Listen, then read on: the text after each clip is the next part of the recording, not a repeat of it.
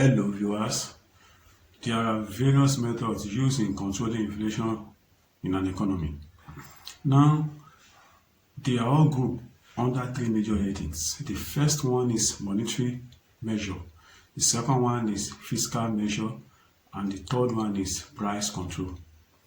Under the monetary measure, the Central Bank of Nigeria increases the bank rate of which the commercial bank won't be able to borrow much money from them. At the same time, the commercial bank increased the interest rate on loans borrowed by the members of the public. From there, members of the public won't be able to spend much. They won't be able to borrow more money in order to spend. So it will reduce the income of individuals. So as some people believe that excess supply of money by the central bank in the society also causes inflation in the country. Now, another way by which the Central Bank of Nigeria controls inflation is cash reserve ratio. Cash reserve ratio controls or prevents the credit creation of commercial banks. So commercial banks will have to deposit large amount of money with the central bank. So by so doing, the commercial bank won't be able to lend out more money to members of the public, and at the same time, members of the public won't be able to borrow much loan from commercial bank, thus reducing this private spending of individuals in the society. Then, the Central Bank of Nigeria have several ways of controlling inflation. Another one is OMO. OMO is open market operation.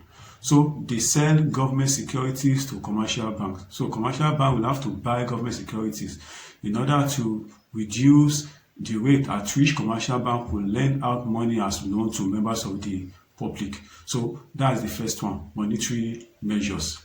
Then the second one, which is the fiscal measures.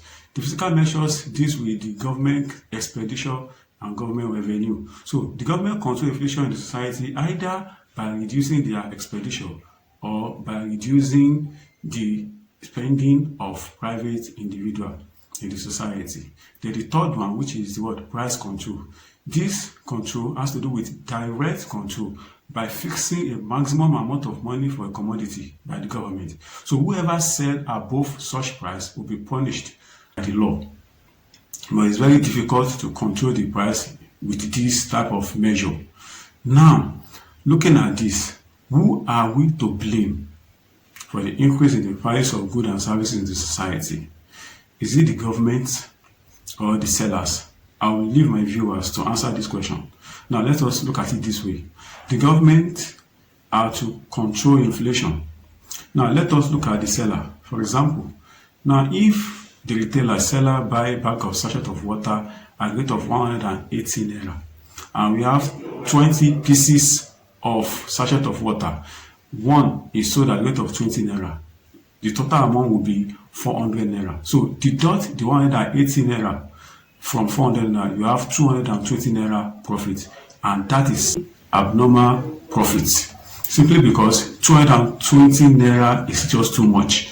Then crate of egg, let's assume crate of egg is sold at a rate of 1,800 naira to a retailer. So the seller sell one egg 100 naira. So we have 30 pieces. So 30 pieces times 100 naira, which is per one, that is 3,000 naira. Let's deduct the amount, the money used to buy this crate of egg by a retailer, which is 1,800.